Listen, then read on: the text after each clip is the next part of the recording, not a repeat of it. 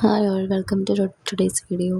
അപ്പോൾ ഇന്ന് നമ്മുടെ PSC സ്റ്റഡി സീരീസിന് ഡേ 2 ആണ്. ഇന്ന് നമ്മൾ നോക്കാൻ പോകുന്നത് ഇന്ത്യൻ ഭരണഘടനയിലെ അടിയന്തര വ്യവസ്ഥകളാണ്, അതായത് എമർജൻസി പ്രൊവിഷൻസ് ആണ്. ഇത് പാർട്ട് 18 ഓഫ് ദ കോൺസ്റ്റിറ്റ്യൂഷനിലാണ് പറയുന്നത്. 18ാമത്തെ ഭാഗത്താണ്.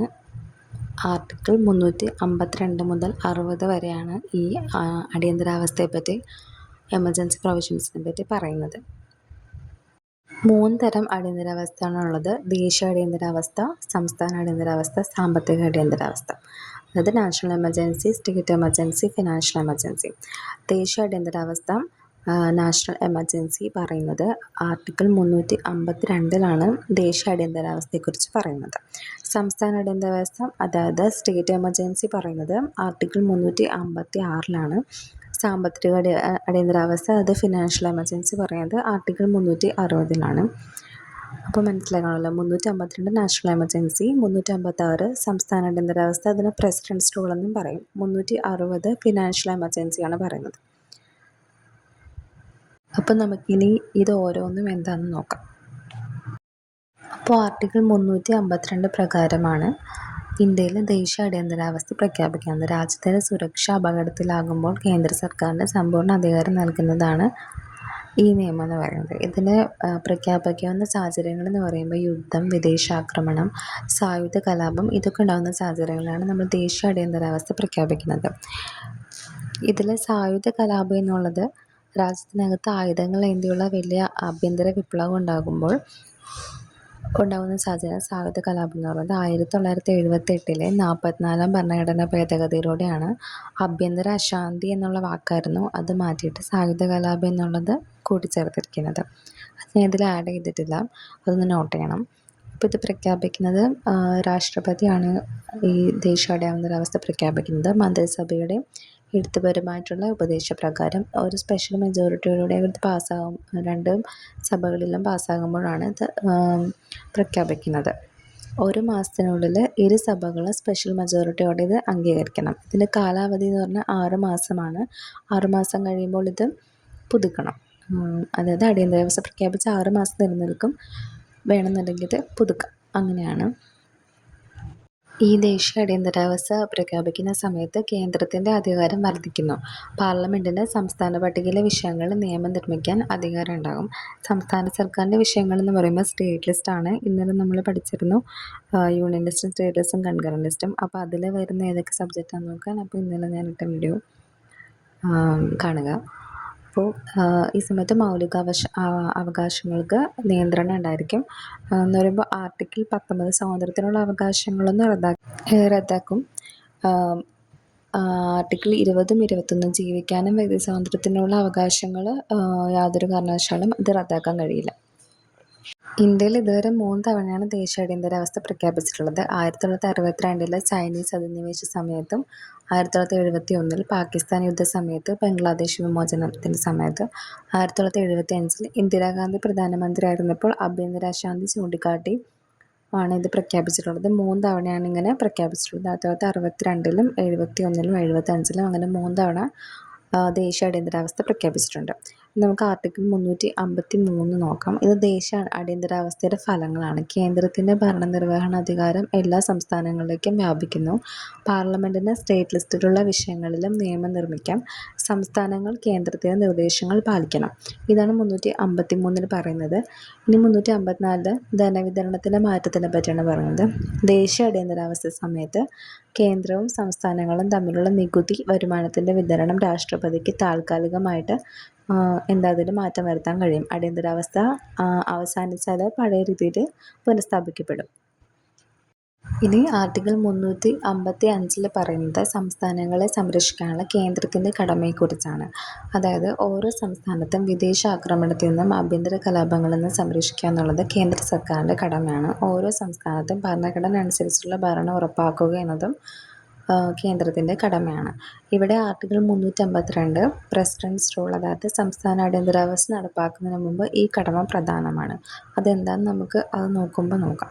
അപ്പം ആർട്ടിക്കിൾ 356 പറയുന്നത് സംസ്ഥാന അടിയന്തരാവസ്ഥയെക്കുറിച്ചാണ്. ഈ സംസ്ഥാന അടിയന്തരാവസ്ഥ പ്രസിഡൻസ് റൂൾ എന്ന് പറയപ്പെടും. അപ്പോൾ ഇത് പ്രഖ്യാപിക്കുന്ന സാഹചര്യം എന്ന് വെച്ചാൽ സംസ്ഥാനത്തെ ഭരണഘടനാപരമായ സംവിധാനം തകരാറിലാകുമ്പോഴാണ് ഇത് പ്രഖ്യാപിക്കുന്നത്. അപ്പം 355 ഇതെങ്ങനെ ബന്ധപ്പെടുന്നു എന്ന് വെച്ചാൽ ഈ വിദേശാക്രമണത്തിൽ നിന്നും ആഭ്യന്തര കലാപങ്ങളിൽ നിന്നും സംസ്ഥാനങ്ങളെ സംരക്ഷിക്കാനുള്ള കടമ കേന്ദ്രത്തിൻ്റെയാണ്. അപ്പോൾ ഈ ഒരു ഭരണഘടനമായിട്ടുള്ള സംവിധാനം, നിയമപരമായിട്ടുള്ള സംവിധാനം തകരാറിലാകുമ്പോൾ ഉണ്ടാകുന്ന സിറ്റുവേഷൻ ഉണ്ടാകുമ്പോഴാണിത് പ്രഖ്യാപിക്കുന്നത്. ഇത് പ്രഖ്യാപിക്കുന്നത് രാഷ്ട്രപതിയാണ്. ഗവർണറുടെ റിപ്പോർട്ടിൻ്റെ പ്രകാരമാണ് ഇത് പ്രഖ്യാപിക്കുന്നത്. അപ്പോൾ ഇത് പ്രകാരം രാഷ്ട്രപതി ഭരണം പ്രഖ്യാപിച്ചു കഴിഞ്ഞാൽ 2 മാസത്തിനകം പാർലമെൻറ്റിൻ്റെ ഇരുസഭകൾ ഇത് പാസ്സാക്കണം. പാർലമെൻറ്റ് ഇരുസഭകളും സാധാരണ ഭൂരിപക്ഷത്തോടെ സിമ്പിൾ മെജോറിറ്റിയിൽ മതിയാകും ഇത് പാസ്സാക്കാനായിട്ട്. 6 മാസം വരെ ഇതിന് കാലാവധിയുണ്ട്. പരമാവധി 3 വർഷം വരെ പ്രത്യേക നിബന്ധനകളോടെ ഇത് തുടരാം. ഇതിൻ്റെ ഫലങ്ങളെന്ന് പറയുന്നത് മുഖ്യമന്ത്രിയും മന്ത്രിസഭയും പുറത്താകും. നിയമസഭ പിരിച്ചുവിടുകയോ സസ്പെൻഡ് ചെയ്യുകയോ ചെയ്യും. ഗവർണർ രാഷ്ട്രപതിയുടെ പ്രതിനിധിയായിട്ട് ഭരണം നടത്തും. പാർലമെൻറ്റ് സംസ്ഥാന വിഷയങ്ങളിൽ നിയമം നിർമ്മിക്കാനും ഉള്ള അധികാരം ഉണ്ടാകും. അപ്പോൾ ഇത്രയാണ് ആർട്ടിക്കിൾ 356 സംസ്ഥാന അടിയന്തരാവസ്ഥയെ പറയുന്നത്. ഇനി 357 നിയമനിർമ്മാണ അംഗീകാരത്തിൻ്റെ വിനിയോഗത്തെക്കുറിച്ചാണ് പറയുന്നത്. പ്രസിഡന്റ് റൂളിൻ്റെ സമയത്ത് പാർലമെൻറ്റിന് ലഭിക്കുന്ന നിയമനിർമ്മാണ അധികാരം എങ്ങനെ വിനിയോഗിക്കണമെന്നാണ് ഇതിൽ പറയുന്നത്. പാർലമെൻറ്റ് നേരിട്ട് നിയമം നിർമ്മിക്കാം. രാഷ്ട്രപതിക്ക് അധികാരം മറ്റൊരു അധികാരിക്ക് വേണമെങ്കിൽ കൈമാറാം. പ്രസിഡന്റ് റൂൾ അവസാനിച്ചാലും ഈ കാലയളവിൽ പാസ്സാക്കിയിട്ടുള്ള നിയമങ്ങൾ സാധുവായിട്ടുള്ളതായിരിക്കും. അതിന് വാലിഡിറ്റി ഉണ്ടാകും. അപ്പോൾ ഇതാണ് ആർട്ടിക്കിൾ 357 പറയുന്നത്. 58 പറയുന്നത് ആർട്ടിക്കിൾ 90 നിർത്തിവെക്കുക. അതായത് നമ്മുടെ സ്വാതന്ത്ര്യത്തിന് കുറച്ച് 9 അവകാശങ്ങൾ, നമ്മുടെ അഭിപ്രായ സ്വാതന്ത്ര്യം, അങ്ങനെയുള്ള കുറച്ച് റൈറ്റ്സ് ഉണ്ട്. അത് നിർത്തിവെക്കുന്നതിനെ പറ്റിയാണ്. ദേശീയ അടിയന്തരാവസ്ഥ അല്ലെങ്കിൽ വാർ അല്ലെങ്കിൽ എക്സ്റ്റേണൽ അഗ്രഷൻ കാരണം പ്രഖ്യാപിച്ചാൽ ആർട്ടിക്കിൾ 19 അവകാശങ്ങൾ സ്വയം നിർത്തിവെക്കപ്പെടും. അത് റദ്ദാക്കും ആ സമയത്ത് എന്നുള്ളതാണ് ആർട്ടിക്കിൾ 358 പറയുന്നത്. ഇനി 59 മൗലികാവകാശങ്ങൾ കോടതി മുഖേന നടപ്പാക്കൽ നിർത്തിവെക്കും. രാഷ്ട്രപതിക്ക് ചില മൗലികാവകാശങ്ങൾ കോടതി മുഖേന നടപ്പാക്കാനുള്ള അവകാശം താൽക്കാലികമായിട്ട് നിർത്തിവെക്കാനായിട്ട് പറ്റിയ സമയത്ത്, എന്നാൽ നിർത്തിവെക്കാൻ കഴിയാത്ത അവകാശങ്ങൾ എന്ന് പറഞ്ഞാൽ ആർട്ടിക്കിൾ 20, 21 ജീവിക്കാനുള്ള അവകാശവും, ഇവ രണ്ടും ഒരിക്കലും സസ്പെൻഡ് ചെയ്യാൻ കഴിയാത്ത അവകാശങ്ങളാണ് ആ സമയത്തും എപ്പോഴും. ഇനി ആർട്ടിക്കിൾ 360 പറയുന്നത് സാമ്പത്തിക അടിയന്തരാവസ്ഥ, അതായത് ഫിനാൻഷ്യൽ എമർജൻസിനെ പറ്റിയിട്ടാണ്. ഇത് പ്രഖ്യാപിക്കുന്ന സാഹചര്യം എന്ന് പറഞ്ഞാൽ ഇന്ത്യയിൽ സാമ്പത്തിക അടിയന്തരാവസ്ഥ പ്രഖ്യാപിക്കുന്നത് ഇന്ത്യയുടെയോ രാജ്യത്തിൻ്റെയോ ഏതെങ്കിലും ഒരു ഭാഗത്തിൻ്റെയോ സാമ്പത്തിക ഭദ്രതയ്ക്കോ കടബാധ്യതകൾക്കോ വൻ ഭീഷണി നേരിടുന്ന സാഹചര്യത്തിൽ ഭീഷണി നേരിടുന്ന രാഷ്ട്രപതിക്ക് ബോധ്യപ്പെടുമ്പോഴാണ് ഈ ഒരു അടിയന്തരാവസ്ഥ പ്രഖ്യാപിക്കുന്നത്. ഇതിൻ്റെ സമയപരിധി എന്ന് പറയുമ്പോൾ സാമ്പത്തിക അടിയന്തരാവസ്ഥ പ്രഖ്യാപിച്ച 2 മാസത്തിനകം പാർലമെൻറ്റിൻ്റെ ഇരുസഭകളും സിമ്പിൾ മെജോറിറ്റിയോടുകൂടിയിട്ട് ഇത് പാസ്സാക്കണം. പാർലമെൻറ്റ് ഒരിക്കൽ ഇത് അംഗീകരിച്ചാൽ ഇത് പിൻവലിക്കുന്നത് വരെ അനിശ്ചിതകാലത്തേക്ക് തുടരാം. ഇതിന് ഓരോ 6 മാസം കൂടുമ്പോഴും വീണ്ടും പാർലമെൻറ്റ് അനുമതി വാങ്ങേണ്ട ആവശ്യമില്ല. രാഷ്ട്രപതിക്ക് വേറൊരു വിജ്ഞാപനത്തിലൂടെ ഇത് എപ്പോൾ വേണമെങ്കിലും പിൻവലിക്കാവുന്നതാണ്. ഇതിൻ്റെ ഫലങ്ങൾ എന്ന് പറയുമ്പോൾ കേന്ദ്രത്തിന് സംസ്ഥാനങ്ങൾക്ക് സാമ്പത്തിക നിർദ്ദേശങ്ങൾ നൽകാം. സർക്കാർ ജീവനക്കാരുടെയും സുപ്രീം കോർട്ട്, ഹൈക്കോടതി ജഡ്ജിമാരുടെ ശമ്പളം കുറയ്ക്കാം. സംസ്ഥാനങ്ങളുടെ ധനകാര്യ സ്വാതന്ത്ര്യം നിയന്ത്രിക്കാനുള്ള അവകാശവും ഇതിനകത്ത് വരുന്നുണ്ട്. ഇന്ത്യയിൽ ഇതുവരെ പ്രഖ്യാപിച്ചിട്ടില്ലാത്ത ഒരു അടിയന്തരാവസ്ഥയാണ് സാമ്പത്തിക അടിയന്തരാവസ്ഥ. ഇതുവരെ ഫിനാൻഷ്യൽ എമർജൻസി ഇന്ത്യയിൽ പ്രഖ്യാപിച്ചിട്ടില്ല. അപ്പോൾ ഇതിൽ ഇമ്പോർട്ടൻ്റ് ആയിട്ടുള്ള ആർട്ടിക്കിൾസ് നമ്മളിപ്പോൾ നോക്കി.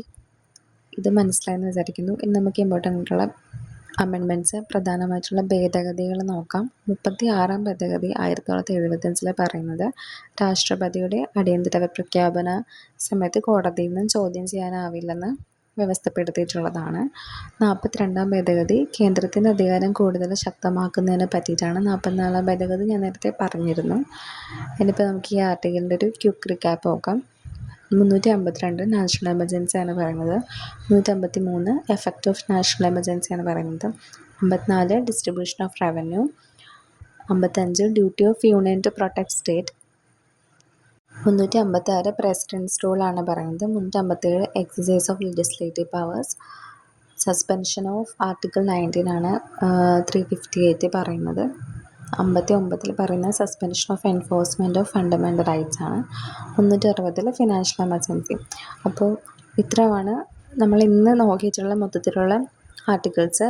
352 എന്താ national emergency, 56 president's rule, 360 financial emergency. അതായത് ദേശീയ അടിയന്തരാവസ്ഥ, സംസ്ഥാന അടിയന്തരാവസ്ഥ, സാമ്പത്തിക അടിയന്തരാവസ്ഥ.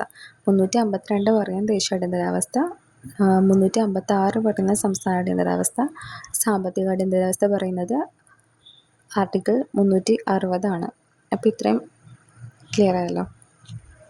അപ്പോൾ നമുക്ക് കുറച്ച് ഇമ്പോർട്ടൻ്റ് ആയിട്ടുള്ള ക്വസ്റ്റ്യൻസ് നോക്കാം. ഒന്നാമത്തെ ക്വസ്റ്റ്യൻ, ദേശീയ അടിയന്തരാവസ്ഥ പ്രഖ്യാപിക്കാനുള്ള അധികാരം നൽകുന്ന അനുച്ഛേദം ഏതാണ്? ദേശീയ അടിയന്തരാവസ്ഥ പ്രഖ്യാപിക്കാൻ അധികാരം നൽകുന്ന അനുച്ഛേദം ആർട്ടിക്കിൾ 352 ആണ്. പിന്നെ പ്രസിഡൻസ് റൂൾ എന്നറിയപ്പെടുന്ന അനുച്ഛേദമാണ് പ്രസിഡൻസ് റൂൾ എന്നറിയപ്പെടുന്ന അനുച്ഛേദമാണ് ആർട്ടിക്കിൾ 356. ആർട്ടിക്കിൾ 359 പ്രകാരം സസ്പെൻഡ് ചെയ്യാൻ കഴിയാത്ത അവകാശങ്ങൾ ഏതാ? സസ്പെൻഡ് ചെയ്യാൻ കഴിയാത്ത അവകാശങ്ങൾ ആർട്ടിക്കിൾ 20, 21 പിന്നെ ഇന്ത്യയിൽ ഇതുവരെ പ്രഖ്യാപിക്കാത്ത അടിയന്തരാവസ്ഥ ഏതാണ്? അതിൻ്റെ ആൻസർ നിങ്ങൾ കമൻറ്റ് ചെയ്യണം. അപ്പോൾ നിങ്ങൾക്ക് ഈ വീഡിയോ യൂസ്ഫുൾ ആണെങ്കിൽ വീഡിയോ ലൈക്ക് ചെയ്യാനും സബ്സ്ക്രൈബ് ചെയ്യാനും മറക്കരുത്. അപ്പോൾ ഇനി ഇതുമായിട്ടുള്ള യൂസ്ഫുൾ ആയിട്ടുള്ള കണ്ടന്റുകൾക്ക് എന്നെ ഫോളോ ചെയ്യുക. അപ്പോൾ ഞാനിതിൻ്റെ തുടർന്നുള്ള സീരീസ് ചാനൽ അപ്ലോഡ് ചെയ്യുന്നതായിരിക്കും. അപ്പോൾ എന്നെ ഫോളോ ചെയ്താൽ നിങ്ങൾക്ക് കൂടുതൽ യൂസ്ഫുൾ ആയിരിക്കും. അപ്പോൾ താങ്ക്സ് ഫോർ വാച്ചിങ്.